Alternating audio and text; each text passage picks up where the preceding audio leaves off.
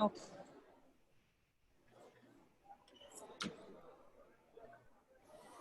A very good evening to one and all. I welcome you all to episode 3 of the State of the Environment #Planet Talks, organized by the Center for Environment, Climate Change and Sustainable Development of Impact and Policy Research Institute. With me, Simi Mehta. Our special guest for today is Mr. Ashish Kothari, who would be sharing his insights on Eco-swaraj towards a rainbow recovery for justice and sustainability. It is my privilege to introduce to you Mr. Ashish Kothari, founder member of Kalpavriksh, an organization which deals with environmental and developmental issues. Mr. Kothari is an environmentalist who passionately works on the development environment interface and biodiversity, both at policy and action levels. Mr. Kothari has been a member of the steering committee of the World Commission on Protected Areas and IUCN Commission on Environmental, Economic and Social Policy. He has been the co-chair of the IUCN Intercommission for Strategic Direction on Governance, Equity and Livelihoods in relation to protected areas. He has served on the steering group of the Convention on Biodiversity Alliance, ICCA Consortium, and Greenpeace International. Mr. Kothari has also been part of the several committees of Government of India as well, such as the Environment Appraisal Committee on River Valley Projects, Committee to Assess Implementation of Forest Rights Act, Committee to Draft the National Wildlife Action Plan and India's Biodiversity Act, etc. Mr. Kothari has a number of books and articles to his published to his credit. Incidentally, just today, he has published an article in the Hindu which closely coincides with the topic that he would be discussing today. Mr. Kothari has taught at the Indian Institute of Public Administration and has been a guest faculty at several universities and institutes. He has been a Mellon Fellow at Bowdoin College in the US. With these few words, I would like to invite Mr. Ashish Kothari to share his insights. Mr. Kothari, over to you. Thank you very much.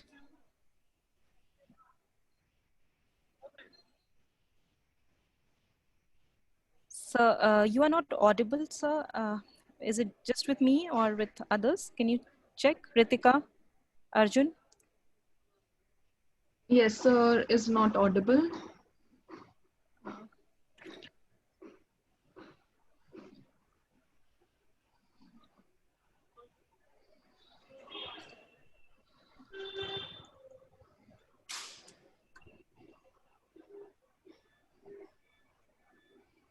Can you hear me now? Yes. Yes, yes. Perfect. Thank you, sir. Okay, something wrong with this. Okay, sorry about that.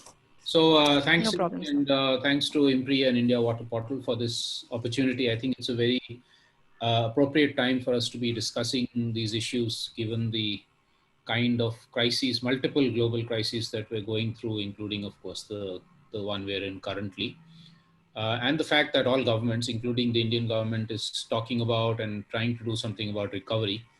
And it's a very good time to actually be talking about what is the kind of recovery that we want. Do we want to go back to what was supposedly normal, or do we want to try and change course in some fundamental way? So that's what I'd like to talk about. If I can share screen, I'll start my presentation.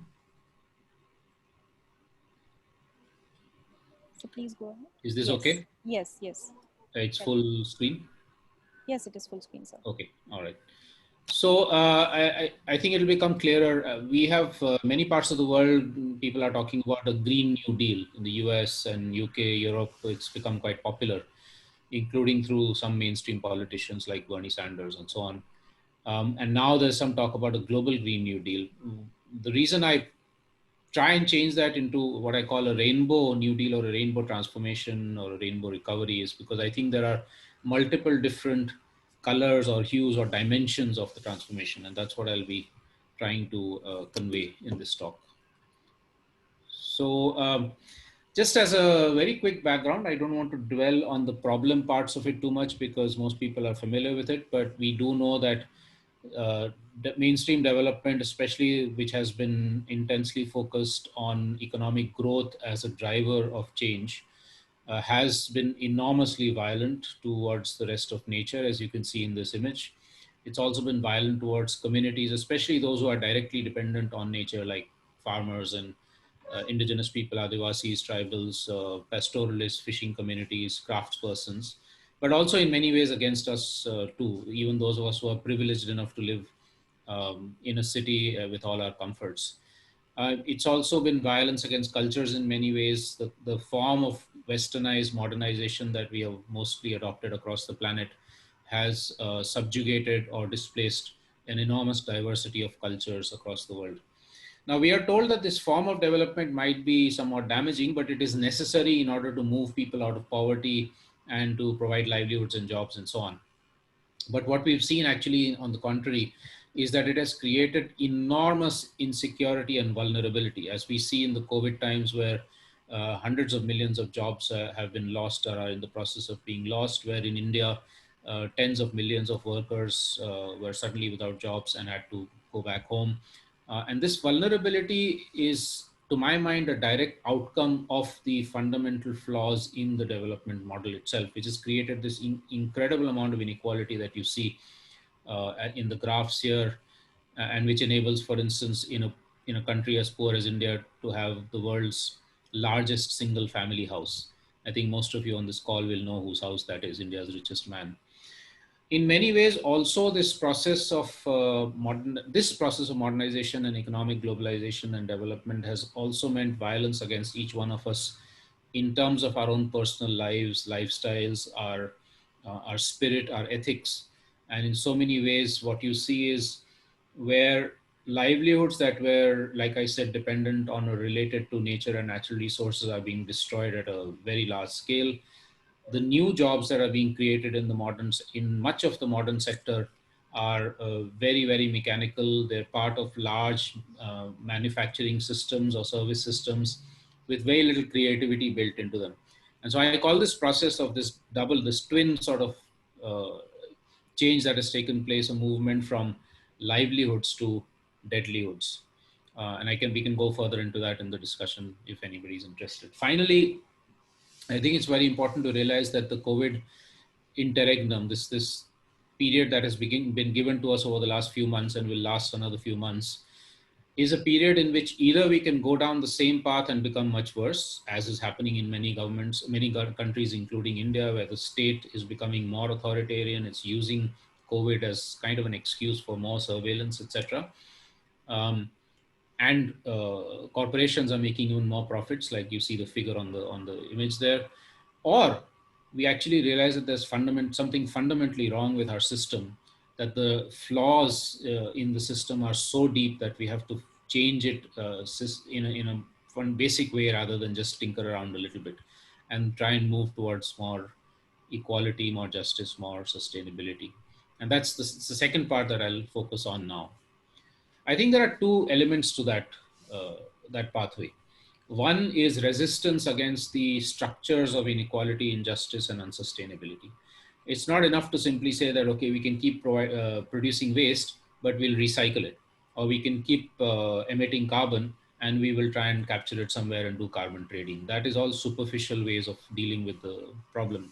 A deeper and fundamental way is to look at what are the kinds of inequalities in power, for instance, or the concentrations of power in the hands of nation states, in the hands of capitalist corporations, in the hands of men vis-a-vis women, in the hands of some castes versus other castes, and in the hands of humanity as a whole in relation to the rest of nature. We have dominated the whole earth as if we are the only species that is supposed to live on this planet.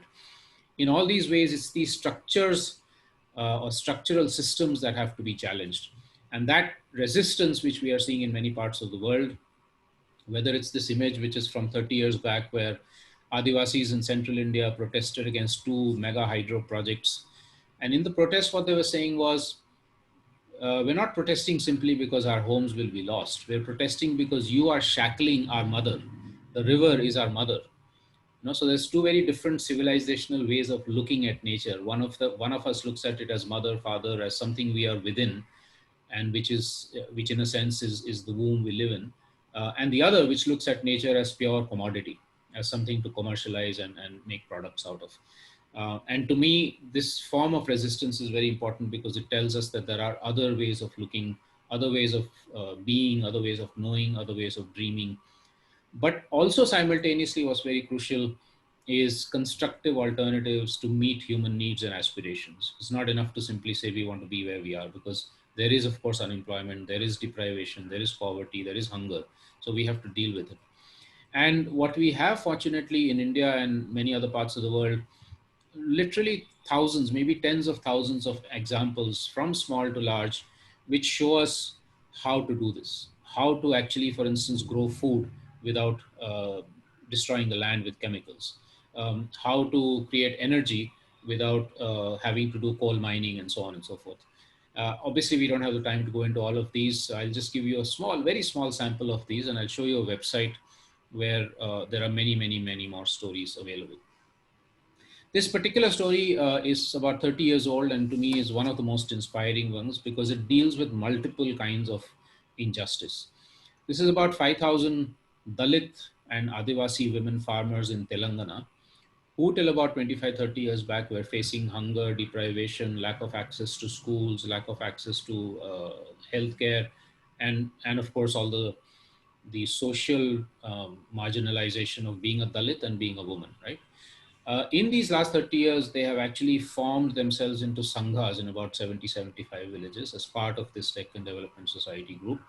And in each of the villages, they have done much more collective operations with regard to farming, exchanged seeds, created grain banks, brought back their traditional varieties of seeds, switched completely to organic. So they don't depend on the market for any input at all. They don't even depend on the government for any input. And so what they argue is that we don't want only food security, we want food sovereignty, Swaraj, which means we have complete control over food. And there are different parts of different movements across the world which argue for energy sovereignty, water sovereignty, livelihood sovereignty, etc., where you say we take control back in our lives. And I'll come back to that in a few minutes. So this group of women has become so strong that not only have they eradicated their own hunger and deprivation, and incidentally, in these villages, there was no case of COVID in these last few months, but also they're in fact contributing to the relief work in the neighboring areas where there isn't adequate food or where there's landlessness and people don't have land to grow food on, and to the health workers and municipality workers and police workers who are dealing with the COVID crisis.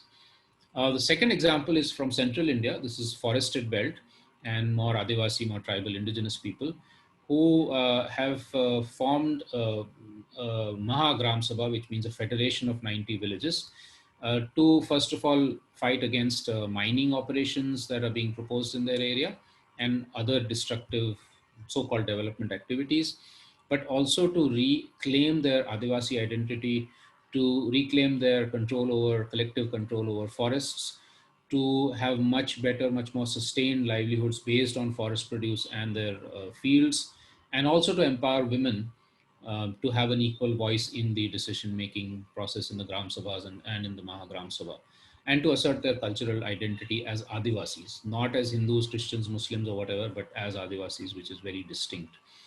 And one of their slogans, emerging from another example from the same district in Gadchiroli, is that while we elect the government in Delhi and Mumbai, in our village, we are the government. And I'll come back to that when I talk about the notions of direct democracy. To take a quick example from an urban area, this is Bhuj, a town in the headquarters of Kutch district in Gujarat, where several colonies have moved towards much greater self-reliance with regard to things like housing, water, now also beginning to get into energy and so on. And through that process, also claim a greater voice in the planning and budgeting of the city, because they're arguing that if we are the ones who are supposed to be beneficiaries of urban planning, why are we not involved in that planning? So again, the argument that there has to be much more direct forms of democracy. We can't leave it to bureaucrats and politicians to make the plans for us. Quickly moving into a few examples from other parts of the world. Firstly, a little bit about this map, because I find this map fascinating because it's supposedly upside down. It's not, because if the earth is round, then it depends on where you're looking at the earth from. But it's a map that is very decolonizing. There is so much in our brains and hearts which are part of our colonial heritage, including the language I'm speaking right now. But also, for instance, our maps. The map we're used to is where Europe is shown on top and is shown to be much bigger than it physically actually is. So here you see the actual sizes of the continents, and Europe becomes much smaller. But the other reason I'm putting up this map is to also point to a number of similar examples from different parts of the world. And I'll show you the cover of a book that we recently came out with, which has 100 examples of these kind of systemic or radical alternatives. Again, some very small, some very, very large. Just to give you a couple of examples of the ones I'm somewhat familiar with, this is part of the Amazon in Ecuador, where the Sapara indigenous people have claimed a full territorial control over their hundreds of thousands of hectares of the Amazon forest. And what they're doing now, attempting to do, is to retain their own cultural and spiritual and ethical connections with the forest, and also protect the forest from mining and oil exploration, but also go into a relatively modern sector like ecotourism, completely controlled by them, where they try and give visitors a sense of the way they live, their language, their culture, their relationship with the forest, and so on. And through that, also earn some kind of a livelihood. The second example, and to me even more inspiring, is the attempt by the Kurdish people, an ethnic community which is kind of stuck in the midst of Turkey, Iran, Iraq, and Syria, so the most war-torn area of the world for a long time.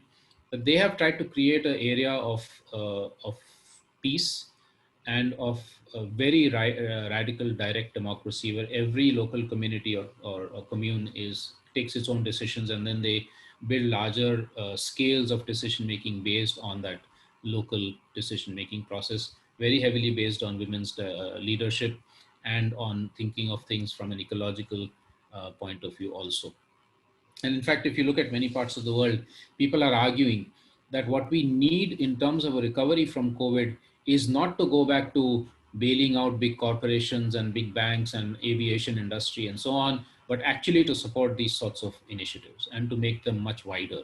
That is local self-reliance, etc., which is unfortunately not happening. And if you look at the so-called Atmanirbhar Bharat package, it's in completely the different direction. It's more about privatization, more about what the big players will get, and not really what's will actually provide self-reliance to small producers and communities. So putting all these sorts of examples together, we talk about Eco-swaraj or Prakritik Swaraj, or radical ecological democracy.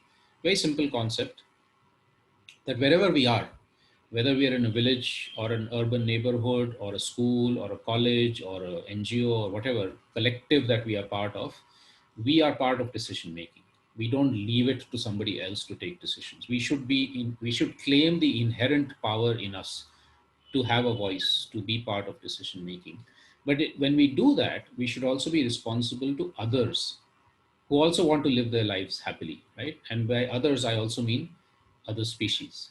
So, in that sense, the notion of justice, social justice, environmental justice, and the notion of um, interdependence and respect for the rest of nature gets built into this process of democracy. So, it's very different from the liberal, neoliberal forms of democracy that we're used to, where we think going to elections once in 5 years is democracy. That's not it. What these communities are telling us is that it's where we claim the power. Um, and there are similar notions in many different parts of the world, some of them coming from ancient indigenous peoples' times, local communities, such as the ones you see on the screen here from different parts of the world. Some of them emerging from industrial societies, so people who are sick and tired of the way in which industrial societies are consuming more and more and more and destroying the earth, and saying, no, we need to actually have degrowth and not growth, which means scale down material and energy consumption. That we need to recommonize and move away from privatization, which has affected all of us. That we need to move, we need to bring a feminist perspective, women's leadership into the role. So many different kinds of worldviews, concepts, practices that are coming up in different parts of the world. So to end with the framework, and then I'll finish in the next 2, 3, 4 minutes. Um, the way I see it, and the way we see it in a process that we call Vikalp Sangam, and I'll talk about that at the end, is that we need these fundamental transformations in at least 5 different spheres of life. So if you take the top right hand side, It is the argument that the villagers in Gachiroli or the colonies in Bhuj were saying, which is that we should be the ones who are governing our localities or our areas and not somebody from outside, neither elected representative nor corporations or bureaucrats or whatever. Of course, we will make them responsible and accountable towards us, but we should be the ones who are the decision makers at the core of the process. Which also then means that if we want to be responsible towards others and their freedom and autonomy and their rights to decision making, we need to start being, thinking of Swaraj as a way of autonomy with responsibility, rights and responsibilities put together. And you stretch that notion further, you'll find that in fact we begin to even question current political boundaries because many of them make no ecological or cultural sense. If you take South Asia, because of colonial history, the divide between India and Pakistan or India and Bangladesh, or even earlier between India and China, etc., they have cut intact ecological systems into two: the Sundarbans forest in Bangladesh, the desert or the mountain areas between India and Pakistan, or the Tibet Ladakh plateau between India and China, which means wildlife that used to move back and forth, nomadic communities that used to move back and forth, trade that used to happen earlier has all been disrupted. And can we reimagine political boundaries to think of these ecological units as being areas of decision making? So that's all the political sphere on the top right hand side. The right hand side one is economic democracy. So, for instance, where the Dalit women arguing for food sovereignty, Anna Swaraj, similarly, movements around the world are saying when it comes to production, we should be, as producers, we should be in control. It can't be a capitalist owner. We work for a capitalist owner and he or she goes away with all the profits, nor can it be the state. So, it's not even about state institutions, it's really about producers being in control and us as consumers being in control also. When we go to a market and buy something, we often don't even know what's in it, where it comes from, what will be the impact somewhere else on the environment or on people, and what will be the impact on our own bodies. We often don't even know that. So, to have economic democracy, we need that localized, decentralized control. The third crucial sphere of transformation is social justice, because you can localize power, you can localize the economy, but then you might end up with something like the Khap Panchayats of Haryana, which are extremely patriarchal, extremely casteist. So we also need the struggles for social justice, for removing casteism, for removing gender inequality, for multiple sexualities, multiple genders, for removing the discrimination against so-called disabled people, etc. And of course, given what's happened in UP in Hathras just a few days back, it's so fresh in our mind. The pain and the need for social transformation is so clear in our mind. The fourth sphere, the bottom left-hand side, is of cultural and knowledge diversity and knowledge commons. We've had in this process of economic modernization and globalization a process of privatizing everything, including ideas. Everything is patented, intellectual property right, copyrights, etc., etc. Whereas in fact knowledge should be in the commons. It has, in fact, for most of human history, most knowledge has been in the commons. People have exchanged things with each other quite freely, and that's what the open source software movement, for instance, is exactly about. But also cultural diversity. In India today, we face the threat of one religion trying to impose itself on all others, which we have to resist and say that no, India is a civilization that has always absorbed and welcomed multiple different faiths, multiple ideologies, multiple ways of doing and being, and that has to be respected. And multiple languages. We still have 780 living languages in India, and that needs to be sustained. It can't be sustained if in our schools we only teach Hindi or Marathi or Punjabi or Sanskrit or whatever. It also needs to be in Gondi or Kui or whatever other local languages there are. And finally, the fifth sphere, of course, on the top left-hand side is of ecological resilience. Without protecting the earth, we're all dead anyway. However rich and powerful and famous we might be, we're all going to face it. And we see that right now with COVID crisis and the climate crisis. At the center of this flower of transformation, and that's my last substantive side, is a set of values. And I think that's the most important part of this whole story. Sometimes people ask me, how do we replicate a Deccan development society somewhere else, or a Bhuj, urban transformation somewhere else? I don't believe in replication. I also don't believe in scaling up. That's a very corporate model. Unfortunately, many NGOs are also prone to that. You just get bigger and bigger and become bureaucracies in yourself. What I talk about is scaling out, which means you learn the principles from what these Dalit women farmers have done, or what the communities in Bhuj have done, and apply those in one's own context. Modify them, look at what's our own cultural roots, our own ecological situations, economic situations, and modify them using these sorts of principles. For instance, the principle of working as a collective, as a commons, rather than competition and privatization, or the principle of rights and responsibilities, or as Gandhi used to say, duties first and then and then rights, or the principle of not just human rights but also rights to the rest of nature, or the principle of thinking and acting non-violently. There's so many different ways in which we can think of this, and of course the manifestation of these might be different in different parts of the world, but there is some kind of a common thread of these common ethics that run through a lot of the wonderful transformations that I've spoken about. How do we get to such a situation of eco-swaraj? Obviously, that's a very difficult question. There are no easy answers. I think we need to have much more networking of both resistance and alternative movements together.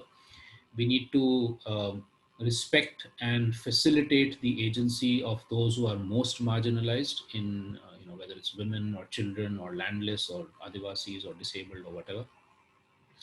We need to act both for fundamental transformation, like I've argued, but also for transitions. And this means, for instance, policy shifts, the struggle for right to information, the struggle for right to food, the struggle for greater transparency of the government, etc. These are all transitional moves towards that kind of transformation.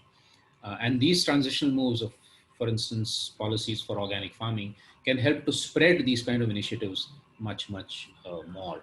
We need to link the local to the global in many different ways. And finally, and I think this is really important, we should never lose sight of the fact that we must dream.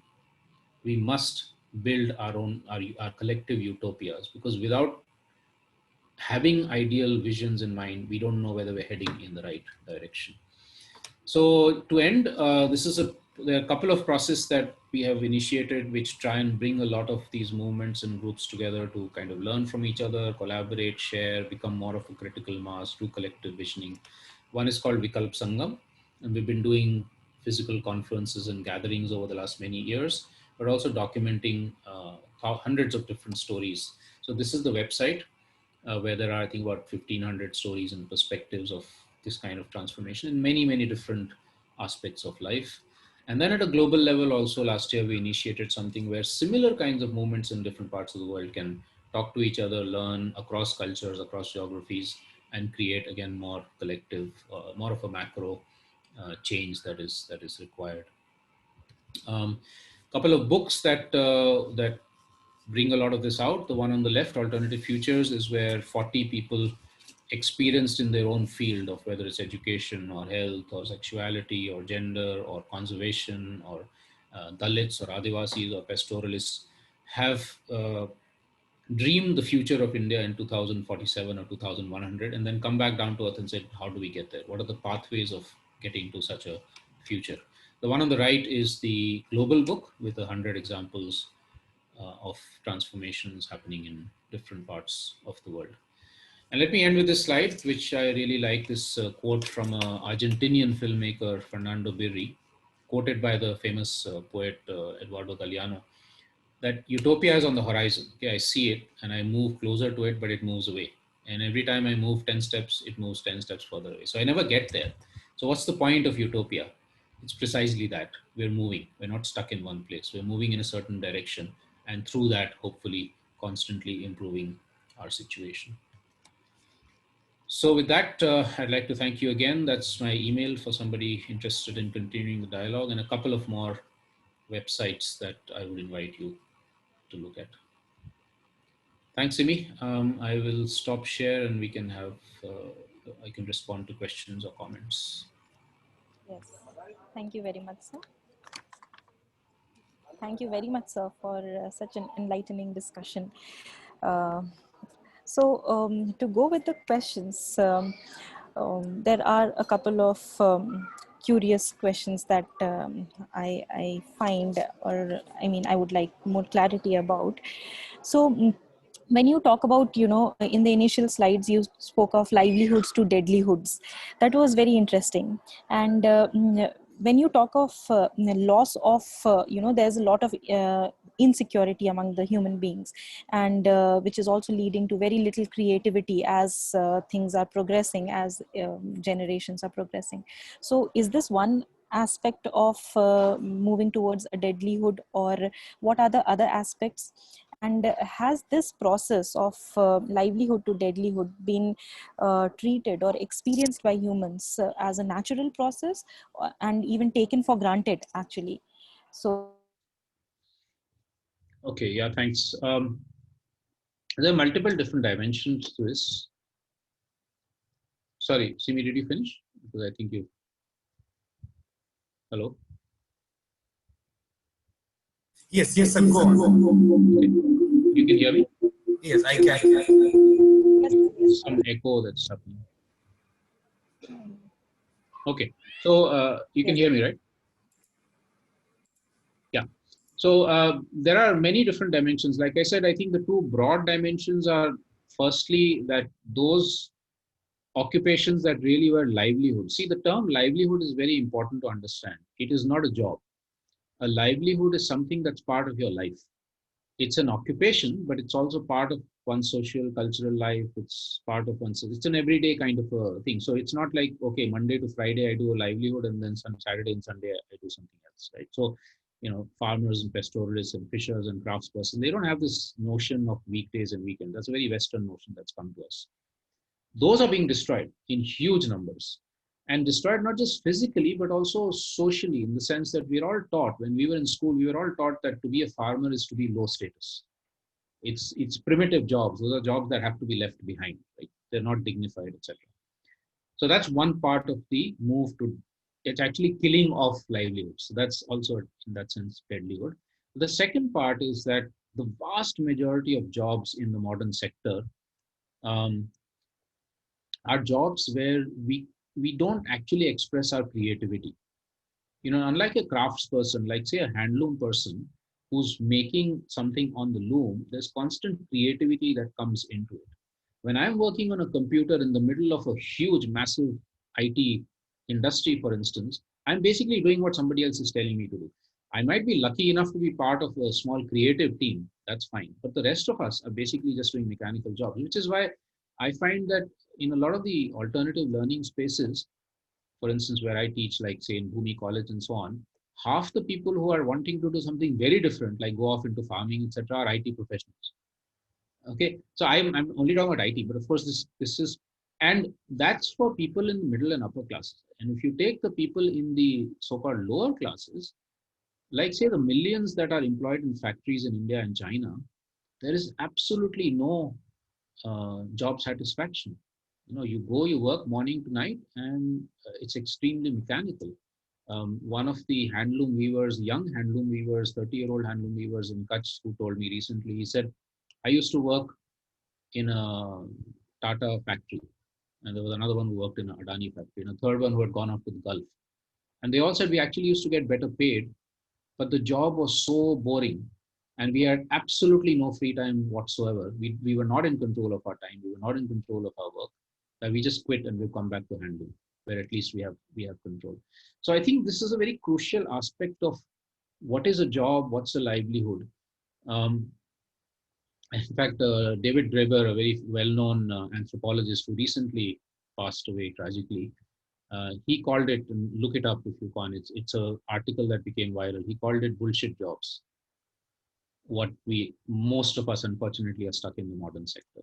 So I'm not therefore suggesting that everything in traditional is good and everything in modern is bad. Not at all. I'm saying we have to figure out what really is a lively, why should we have a distinction between work and leisure?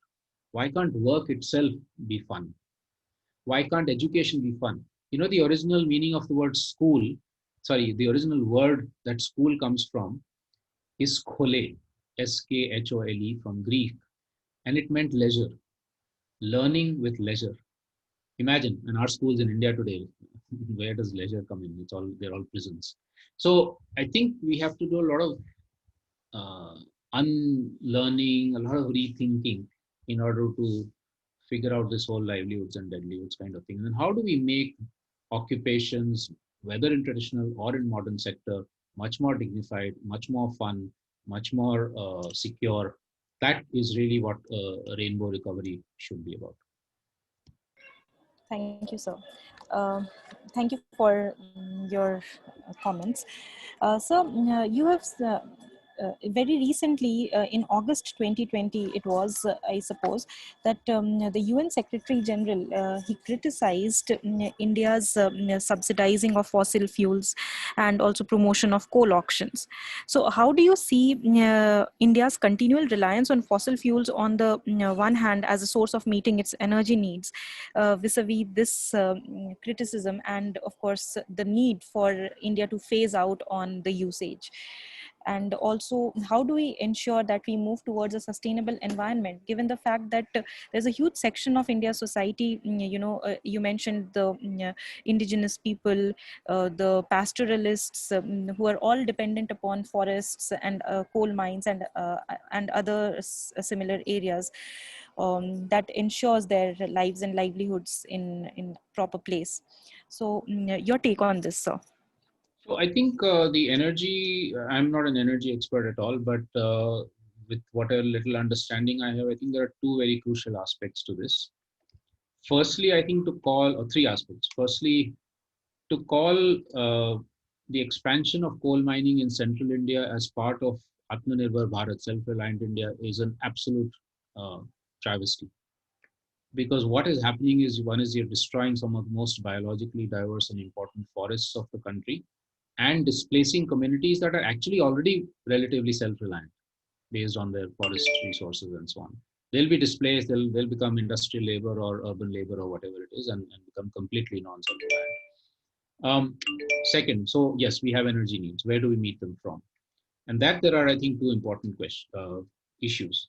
One, and this is something the Indian government has not worked on at all. How much energy demand is actually legitimate and justified? That's a huge question we have to ask ourselves, because the second part of the answer, which is to say we have to move towards renewable energy, and I can at least whatever little I know, I think it's very viable to do that, will not succeed if we don't answer the first one, because even renewable energy needs land, needs resources, needs water. If it's solar, it needs silica mining. Some resources from somewhere have to be taken.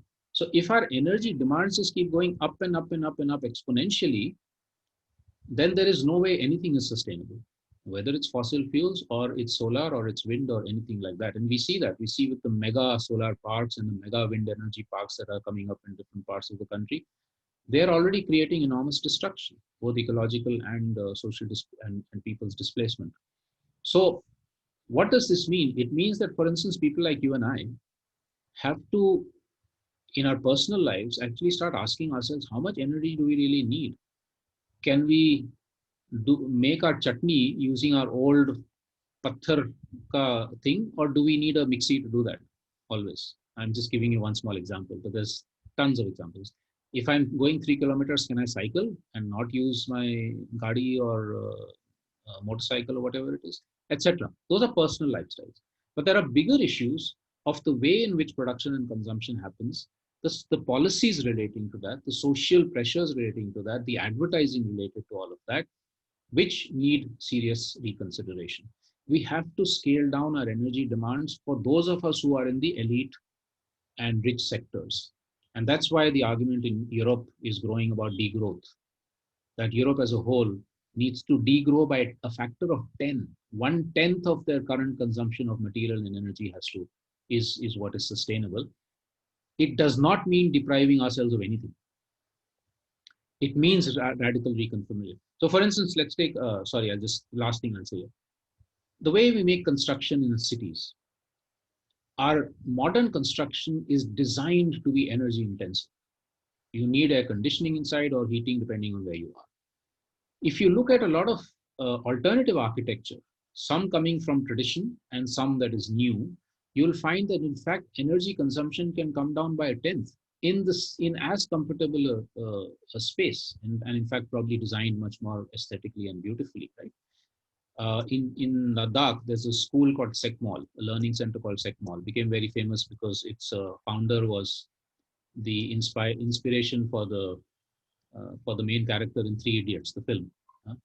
So Sonam Wangchukle, when he set up Sekmol, he said, I'm going to use as little energy as possible. That's a place where the 100 and 200 or 200 people study and learn. And it uses no active solar inside. There's no heating. When it's minus 30 degrees outside, inside the building, it's warm because they've used passive solar architecture, which traps the sun during the day and doesn't let it out at night. So you don't need to create new power plants for that. So I think we need this combination of course, renewable energy, and now it's much cheaper, much more viable, much more feasible, despite what everybody says, and but also seriously questioning the total demand and redistributing the energy to those who actually don't have it, away from those who are using too much. Sure. Thank you so much, sir. The last question from my side, and before I hand over to Dr. Arjun Kumar, would be, yes, sir, what kind of investments do you think would the realization of Eco-swaraj require? For instance, the food swaraj that you've spoken about, that for every citizen, how would we ensure that to realize this sort of an eco swaraj, the human greed for profit would not take the center stage going ahead? Your views, sir. Yeah, I think the biggest transformation we need is really a cultural shift. It's a mind shift, intellectual and cultural shift. And that will become easier the more we realize the impacts of the way we live or the way we do things. Very often we're not like I said, you can go and shop something and buy something from the market, and we don't know where it's come from, what the impacts are, who has grown it, who has made it. When we throw away the packaging, where is it going, who is being affected by it, etc. The more we build in this kind of what's called ecological intelligence, which means, to give you an example, now on our cigarette packets we have these huge and ugly warnings, right, that it could cause cancer and kill you, etc. Let's have a information on every product, the packaging, or at least on every product, saying where is it, what is the ecological impact of this. The more we do this, and the more we build it into our education system also, right from childhood, the children are aware of this kind of thing, the more we will be, one, more responsible in our own lifestyles, but secondly also collectively demanding policy shifts that are necessary. So yes, it's a very difficult battle because like somebody's asked this question, how do we educate the masses? I don't know what the masses are, but I think different kinds of education is needed in different kinds of people. For those who are not aware at all, it's relatively simpler because it's about making the information, creating the visuals, the different ways by which you can reach people. The harder lot is the ones who are pretending to sleep or not be aware. Like Gandhi said, it's easy to wake up somebody who's sleeping, very difficult to wake up somebody who's pretending to sleep. And that's the bigger issue, because though the decision makers that we have, it's not as if people in government and corporations are not aware of what these issues are, what the impacts of their decisions are. Of course they are. There's such strong structural vested interests in state domination, patriarchy, capitalism, etc., that they don't want to or are unable to change. And this is where people like us become very important, because we have to show firstly that we don't want that system, we're resisting it, but secondly, here's a viable alternative. And the more we do that, the more maybe even governments will change. Some state governments, for instance, have taken decisions to move completely to organic farming, Sikkim, Andhra, etc. So we have to push in this sort of double way also for creating the cultural shifts in our lives. And if at all we have to copy the West, let's look at some of the positive things that are happening there. If you go to Amsterdam or to almost any of the big cities in Europe now, you'll find businessmen in three-piece suits cycling to work. Now in India, a businessman would think, oh my God, that's low status. How can I cycle to work? Not possible. And there they say, no, that's fine. It's fine for us to do that. In fact, it's become a bit of a statement also. So you want to copy something, let's copy something like that. And not everything else we've been blindly copying and destroying ourselves in the prospect. Thank you very much, sir. So I invite Dr. Arjun Kumar. Would you like to go ahead with your questions? Yeah, Yes. and there are From the questions chat that are box, coming I'm on the trying chat to, box also. yeah, I'm trying to Yes. respond to some as much as I can, but Yes. if I miss out some, Go then ahead. No problem. Oh, Yes, sir. yes, thank you. Thank you very much, sir, for presenting your ideas and thoughts here. A Rainbow New Deal really is rainbow in all the aspects, be it decentralization or social inclusion. I really wanted to focus on, sir has shared with us many aspects: radical democracy, ecological resilience, economic democracy, cultural, social justice, and also values. And one thing which I have also noted, that we must dream, and the collective utopia part, especially right now, sir was also sharing that pretending to sleep and this direction is important. Some policy and impact related queries, or just a discussion point I had to that one of the focus of sustainable development goals, goal 12, is a responsible consumption and production. How do you think India as a country or the subcontinent is moving in that regard, and how can this Rainbow New Deal can accelerate this process of our targets towards this very important goal, goal number 12? And next is, sir, my query was related to finances. When we are talking about this, especially when the states are suffering GST and many other, there is federalism and many other issues are also coming. And whereas, so you have also written that wealth tax, and there can be other sources of revenue from where we can do that. In fact, Professor Stiglitz has also suggested that 1%, if we tax around 1% of GDP can come by taxing the rich, and that would be around 2 lakh crores. The Atmanirbhar package, sir has rightly pointed out that it's not yielding much. In fact, Narega, we raised the budget from 50,000 crore to somewhere 80 to 90,000 crores. That is also not percolating down. In that sense, where are we heading? And can we also go like green bonds? It's also a way of funding Europe is doing. And then there is furlough and many things they're able to do, which we are not. And in that, I also wanted to ask related to funding, that what can be the best practices for poorer region in our developing countries? For What what, can sorry? they, sir, for the poorer regions in developing countries, especially let us say Jharkhand, Odisha, Chhattisgarh, many parts of Karnataka as well, North Karnataka. What are the lessons for resilience and this Rainbow New Deal for these areas? Vis-a-vis cities have different sort of problems, we all know, but those are the more marginalized thing. Finally, sir, I just wanted to add this, that you also mentioned about scaling out. And scaling, especially community-led scaling, that has been one of the problem which the central government, Niti Aayog, everyone, many meetings, that has been the worry, because as you get the formula, then you can just replicate. For example, the self-help group scheme, that is we are trying also to scale, but we have self-help groups to the tune of 80 lakhs, but not many of them are active. Again, for Atmanirbhar Krishi, this agricultural package also have this farmer producers organization. Those things also coming. What do you think, if state would try to push for this kind of scaling, that would work? Or rather that has to come through the communities, and who should take the lead, and how it can be strengthened for impactful result? Thank you again, sir. Thanks, Arjun. So that's many questions. I'll try and deal with them quickly. SDG 12 is one. Just remind me again. I've forgotten which one is which. Sir, it is responsible consumption and Oh yeah, production. right. Okay.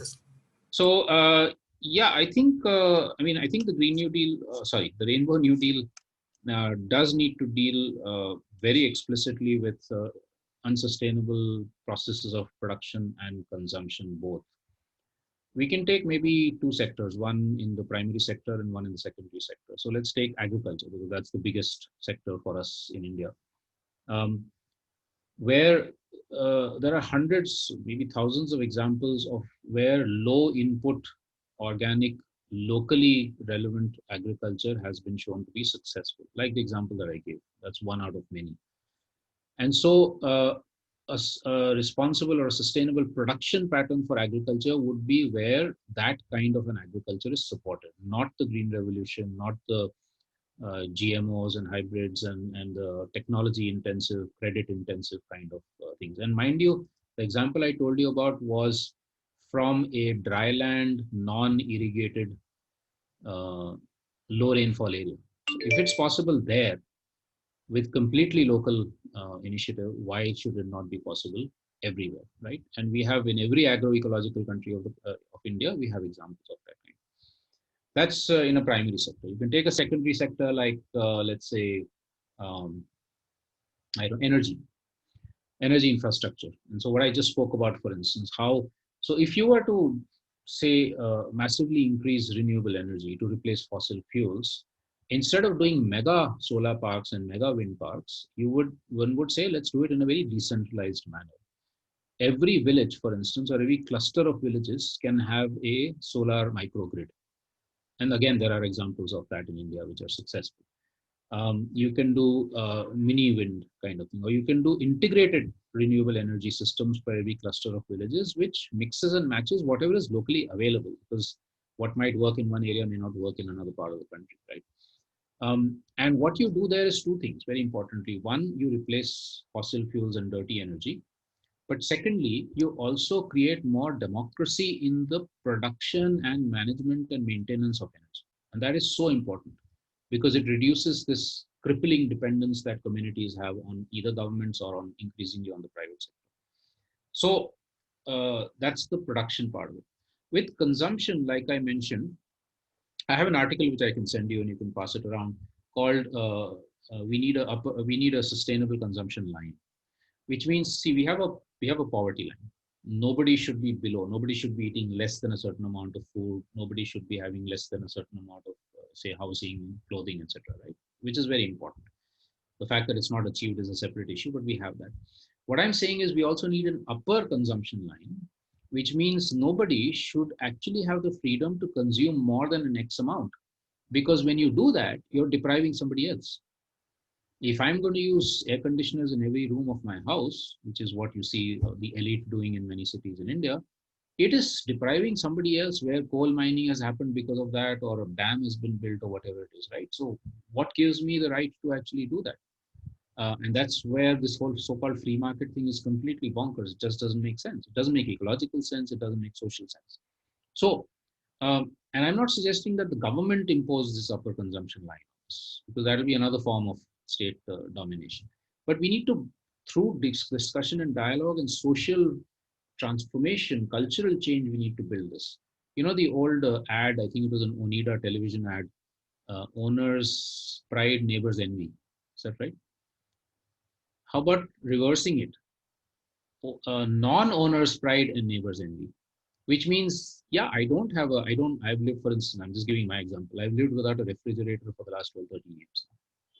My neighbors are not necessarily envious of us, but we can create the cultural conditions, especially through education, through, talking to young people about it. And a lot of young children are actually very well aware of these issues and asking these questions. Yeah, if we can live without a refrigerator, then why can't I do it? They can ask their mothers and fathers saying, why can't we do that in our house? Why do we need so many appliances? Why can't we hand make the chutney instead of using a mixie? So I think that's the whole consumption part of it. But of course, the biggest elephant in the room with consumption is the advertising industry. The advertising industry has more money than most countries in the world put together. And so that has to be absolutely exposed, opposed, challenged, and undermined in many, many different ways. You can do that in fun ways by actually redesigning the ads they're putting out to put the real truth behind it.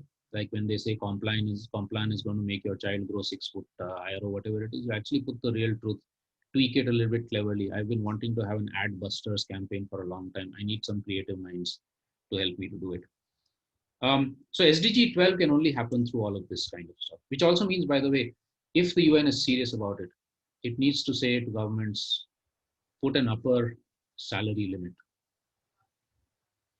If you have no upper salary limit, then we see the kind of inequalities and the kind of crazy consumption patterns that people have, including the house that I showed you of Ambani, right? You put an upper salary limit, that again also starts getting controlled to some extent. But I can send you the article where I've argued this out in much more detail. With regard to finances, I think we cannot move away from the fact that the rich need to be taxed much more. Now, Prabhat Patnaik has shown just a 2% tax on the richest 1% of India. Just 2%, okay? We're not talking about taking away most of their wealth. And an inheritance tax, because the way they will avoid the wealth tax is to pass it down to their children. So an inheritance tax, put that together, you'll actually generate enough money to have universal healthcare, universal free education, universal food, that is through the Right to Food Act, and employment guarantee for the entire population of India. So if the government is saying we don't have enough money, it's because they're simply not putting their foot down. In fact, last year, wealth tax was removed, corporate tax was removed. And corporations are getting huge amounts of subsidies and being bailed out all the time. So why are we subsidizing the rich? It doesn't make any sense at all. So that's one huge way in which you can actually generate the finances to put into a rainbow recovery plan. Green bonds, etc. Yes, of course, all of these are important. There's been a Tobin tax suggested saying all the financial transfers happening every minute, every second all across the world. Just put a 1% tax on that, you'll generate enough money for the whole world for all the basic needs of everybody. But one other very important thing here, and this is part of the democratization thing. See, one big problem with panchayats, with the 73rd Amendment and 74th Amendment, is that panchayats in urban ward areas, sabhas, do not have financial powers for the better part. They can't, barring a small teeny bit here and there, they can't actually generate their own revenues, which means they're dependent on the government, which creates the same problems, right? So enable that to happen. All tourists going to any area, let the local community tax us. Yeah. If an industry is going and taking anything from a thing, let the community tax the industry and get the revenues from it. That's what's happening with the Forest Rights Act. With the Forest Rights Act in central India, where communities have regained control over forests, they are actually either selling their produce themselves or taxing and taking fees from those who are taking it, which means now in many of those villages, they're generating 1 crore of rupees over 3 years, or, and enough money to sustain all the migrant labor who come back into those villages because the community fund is robust enough. So we have to do that kind of decentralized financial powers also in order for this rainbow recovery to happen. When you talk about poorer regions, I think one of the important things, Arjun, is also to ask ourselves this question of what's poor and what's rich. We can't accept the conventional definition that if you're earning $1.50 a thing, or I think one takes an Ahluwalia a long time back said, I don't know, 39 rupees a day or something like that, some ridiculous figure, then you're not poor. See, to me, poverty is about lack of access to basic needs. It could be food, could be water, could be housing, could be health, could be learning, could be any of these things, right? Earning. And if one takes that, then maybe, in fact, some of us are as poor as, I don't have access to clean air living in Pune. Probably not even clean water. I don't know what I'm drinking. So this does not mean, of course, that I'm as badly off as, say, somebody in Jharkhand who's really deprived in many other ways. But it's important to discuss this thing of what is poverty and what is not. Then if you look at it that way, Jharkhand, Chhattisgarh, all of these places have incredible abundance of natural resources. But they have not been able to utilize them for their own benefit because people from outside have been in control and taken these away, whether it's minerals or it's forest resources or whatever. Again, if all of those areas were given complete rights over their forests and their land and their water and so on, collective rights, not private rights, like the example I gave you from Gadchiroli, you'd find dramatic changes taking place. Because right now, the resources being taken away from there, sucked away from there, including by the forest department or mineral corporations or whatever, would actually stay there. And so you will find that where in fact money is an issue, this could be a major way of transforming those regions. But secondly, and importantly, to me, the opposite of poverty is well-being, not richness. And for well-being, the most important thing is how self-reliant and self-sufficient can we be. So if the Dalit women farmers are saying we have complete food security with us because we've taken control, across Jharkhand, Chhattisgarh, and so on, through forests and land and water that they have, at least with food, water, energy, etc., they could be self-sufficient and self-reliant, which means they need much less money than what you and I do living in a city. So that is also part of the rainbow recovery, that you have to rethink, redefine also what is well-being, what is rich, what is poor, and then what resources are available in which part of the country, including skills and talent, which are already available there, that could help to do this. Jharkhand had a very interesting program called Jharcraft. I don't know how it's doing now, but for 10, 12 years it ran very well, where about 18, 20 traditional crafts were encouraged, and 3.5 lakh families actually earned much better livelihoods over a very short period of time through production within their own areas and being able to provide either local or national level marketing strategies with it, which they were also trained in handling. So that's what we need to do for those regions. Finally, with scaling out, yes, I think the problem has been that SHGs, etc., the examples you gave, are examples of replication. And like I said, I don't believe in either replication or in scaling up. Replication has this problem that it doesn't respect the diversity of the local situation.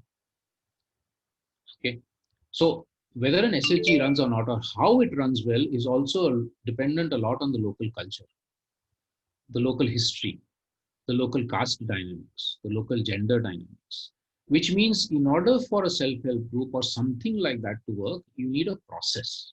You don't need a project. You don't need the government coming in saying, okay, in 5 years, there'll be 1,000 more SHGs and we will make them run. We will give them X amount of money. That's not going to work. You need a process of capacities to be built or rebuilt based on the local situation.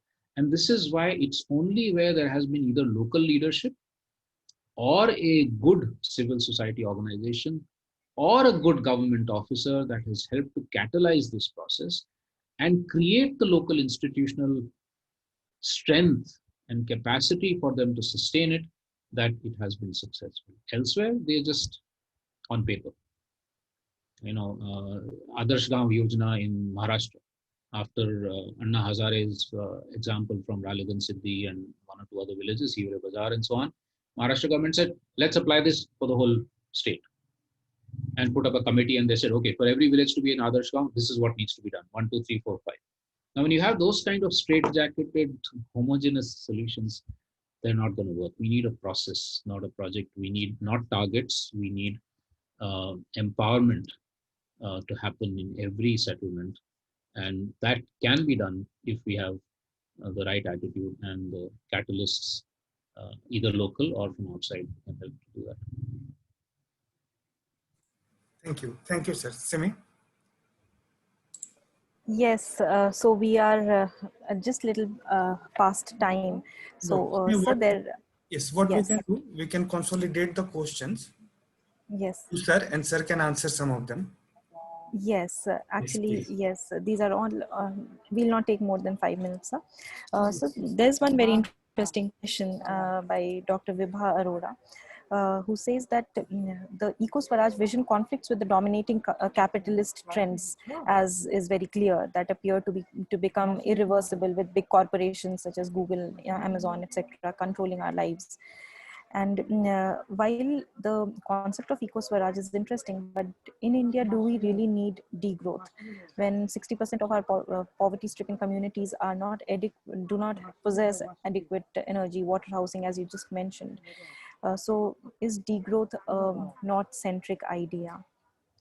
Yes, absolutely. I'm glad you asked this question. So this is why when I put up the slide about alternative worldviews and so on, and this is why our book is called Pluriverse, because I don't think that any idea or approach emerging from one part of the world is necessarily applicable in another part of the world. I think degrowth as a concept and as a practice is relevant in all the what's called the global north. The global north means the rich anywhere in the world, which could include the rich in India. People like some of us on this call, we need degrowth. We should be degrowing. We're consuming too much, right? Some of us at least. But for the 60-70%, you very rightly said, it is not, degrowth is not the right approach. It would be unethical to go and say you need to consume even less. But this means that it's not necessarily growth, but it could be redistribution. So moving the wealth away from those who currently own. So 5% of India has 95% of its wealth. Moving away from that 5% towards the others, and especially the most deprived sections of population. And that's not just about money. It could be different forms of wealth or resources or infrastructure, etc. That redistribution, radical redistribution, is what is needed for those who are currently deprived. And the examples I've given you are all examples from those who were deprived and marginalized at some point or other. They've taken up the their own agency, they've shown initiative, they've been sometimes helped by outside NGOs or government. But through that, they've shown how without economic growth and development as we mean it, they can actually substantially transform their lives. I mean, if you go to the Deccan Development Society, women, I've been going for 25 years now, compared to what it was then and now, it's such a huge, such a mass. Every time I go there, I have tears in my eyes because you see the kind of confidence, the happiness, the satisfaction. These are Dalit women who would not even be able to speak to anybody else 30 years back or 25 years back. So this is what I mean. Is what needs to happen. Sure. Thank you so much, And sir. so in India, it could be Swaraj, or it could be so many Adivasi notions of well-being which are there.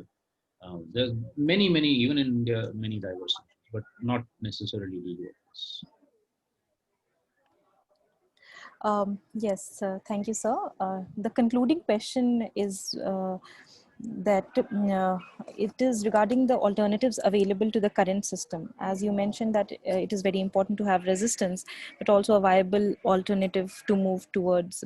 But how, considering how crucial the role of our economic model is, how do we begin moving towards an alternative economic model, and realistically, how can this be implemented? Should it happen at the macro level in a country diverse as India, or at the micro level?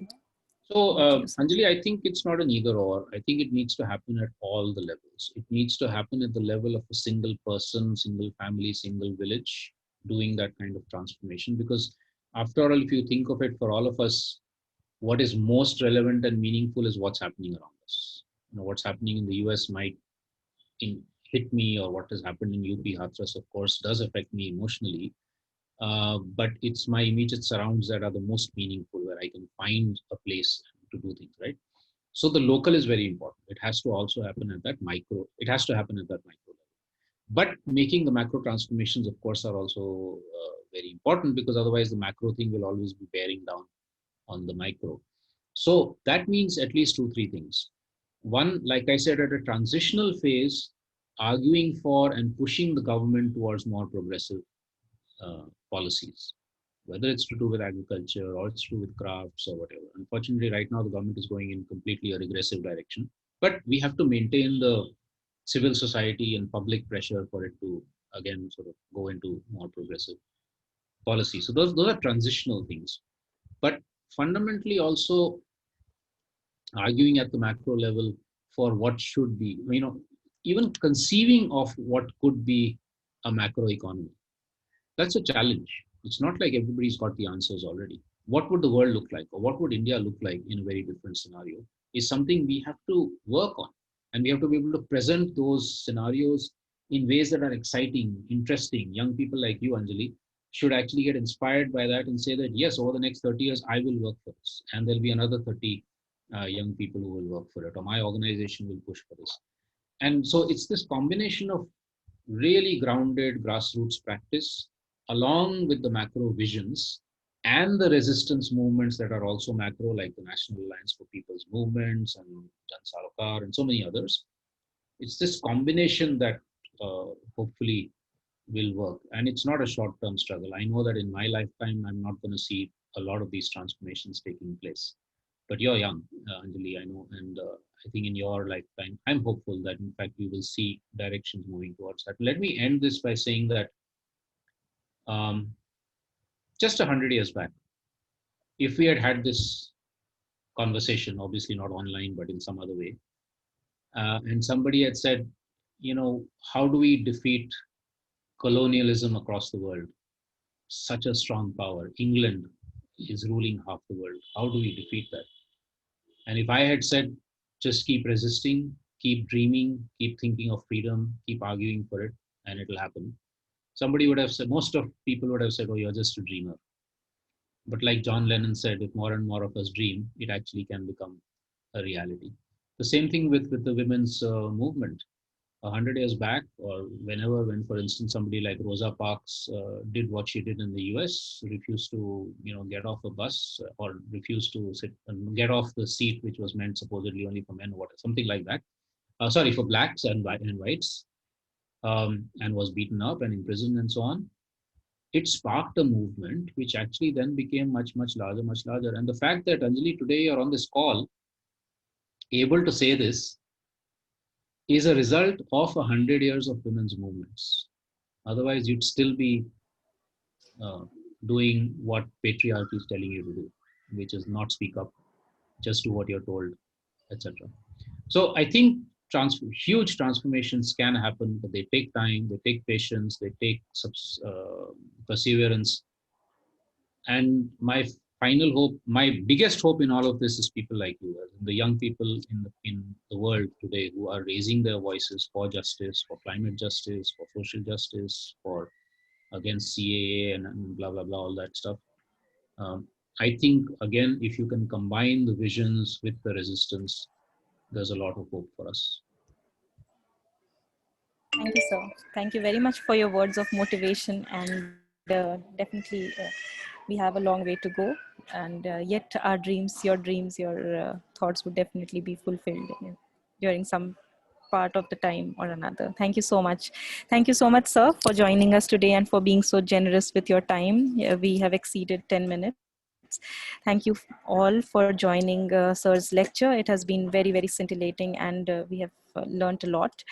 I thank India Water Portal, Team IMPRI, and all of you who have been watching us live on Facebook and here on Zoom. Thank you, and keep watching.